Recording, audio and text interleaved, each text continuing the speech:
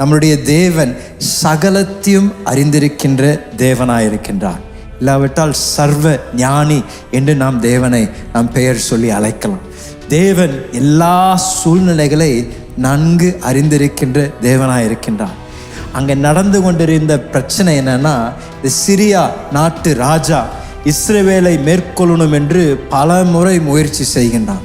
ஒவ்வொரு முறையும் அவன் உட்கார்ந்து திட்டம் செய்து அவனுடைய இராணுவத்தை அனுப்பும் பொழுது, அந்த இராணுவம் அங்கே படை இறங்கும் பொழுது ஒவ்வொரு முறையும் இஸ்ரவேல் தேசத்தின் இராணுவம் அங்கே ஆயத்தமாக காத்து கொண்டிருந்ததை பார்த்து அவன் மிகவும் குழம்பி போய் விடுகின்றான். அவன் கேட்குறான், என்ன ஒவ்வொருத்தரையும் நாம் அவங்களுக்கு திடீரென்று அதிர்ச்சி ஊட்டும்படியாக நாம் இவ்வளோ தூரம் பிரயாசப்பட்டு இராணுவத்தை அனுப்புகின்றோம், ஆனால் அவர்கள் அங்கே போய் பாளையம் இறங்கும் பொழுது இஸ்ரவேல் ஜனங்கள் இஸ்ரவேல் இராணுவம் எப்பொழுதும் ஆயத்தமாக இருக்கின்றதே என்று அவன் மிகவும் குழம்பி போய் அவன் கூட இருந்த ஆலோசனைக்காரர்களை பார்த்து அவன் கேட்கின்ற கேள்வி, ஏயா யார் யார் இஸ்ரவேல் தேசத்துக்கு சேர்ந்தவங்களாம் இருக்கிறீங்க?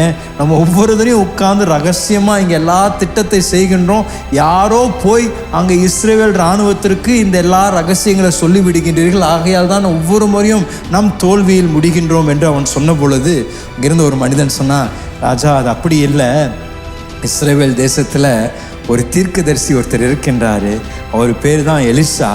எலிசா என்ற மனிதன் நீங்கள் ரகசியமாக உங்கள் படுக்கறையில் பேசி கொண்டிருக்கின்ற காரியங்களை வெளியரங்கமாக அவன் பேசி எல்லாருக்கும் தெரிவிக்கின்றான் என்று சிரியா ராஜாவை பார்த்து சொன்னாராம். அப்படி என்றால் எலிசாவுக்கு வெளிப்படுத்தின காரியங்கள் யார் அவருக்கு வெளிப்படுத்தினாருங்க?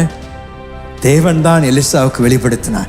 தேவன் தான் எலிசாவுக்கு தெளிவாக என்ன நடக்கும், அவ்வளோ உன்னிப்பாக எந்த இடத்தில் சிரியா இராணுவம் பாளையம் இறங்கும், எந்த இடத்தில் எந்த நேரத்தில் அவர்கள் வரப்போறார்கள் என்று அத்தனையும் தேவன் எலிசாவிற்கு அழகாக சொல்லி கொடுக்கிறதை நாம் பார்க்கின்றோம். அப்படி என்றால் நீங்களும் நானும் அறிந்து கொள்வது, நம்மளுடைய தேவன் எல்லாவற்றையும் அறிந்திருக்கின்ற தேவனாக இருக்கின்றார். நம்முடைய தேவனை பொறுத்த வரைக்கும் ரகசியம் என்று ஒன்றுமில்லை.